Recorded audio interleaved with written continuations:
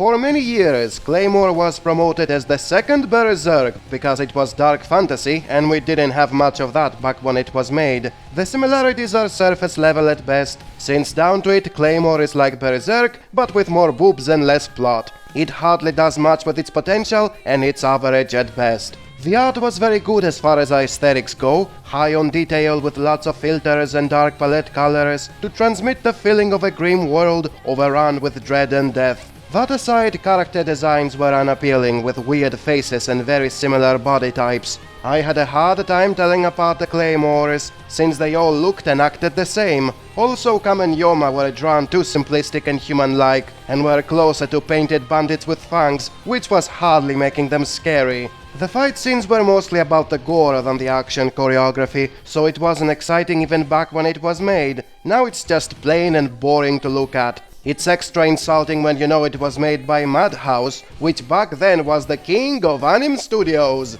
You would at least expect more fluid fighting scenes or creepier monster voices, but nah, despite the popularity of the manga it was based on, they did a rush job. Most battles didn't last much and ended in a dull way. There was very little actual animation to the fights, as most slashes were nothing but frozen pictures with a silver line that was substituting motion. This was usually followed by excessive amounts of blood, which, as cool as they may have been if you were not accustomed to the glorious gore pourings of the 80s, they were not rewarding you for the boring build-up and the disappointing finishing move. Claymore's strong point was not its story, which was simple, linear, and just like it happened with the first Fullmetal Alchemist, not even a faithful adaptation, since it followed a small part of the manga and then changed the ending in a way that made a continuation impossible. The premise is about fighting fire with fire, and thus the monsters that plague humanity in this series are to be dealt by humans possessing monster abilities. It could have been an exploration around that and how you can keep your humanity despite having to act like a monster,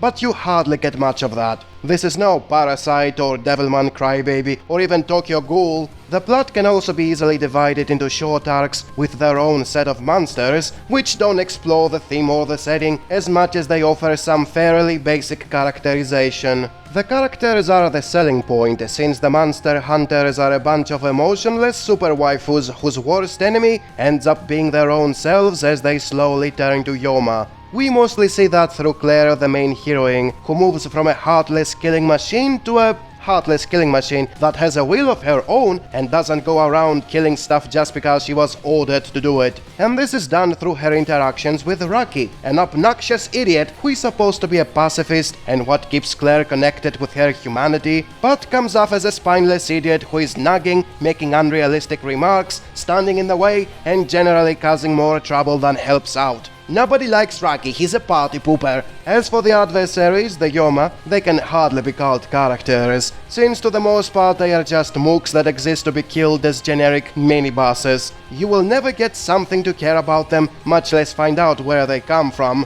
They don't even feel like monsters most of the time, since they come off as cosplaying cannibals, with motivations that don't go beyond kill humans. I also didn't like the dialogues, as they are very shonen for the subject matter they are dealing with. They infodump a lot, even during a fight when they have no reason to say all that shit. All the Claymores want is to kill Yoma, and by talking needlessly about what they plan to do, they give them a lot of information which can be used against them.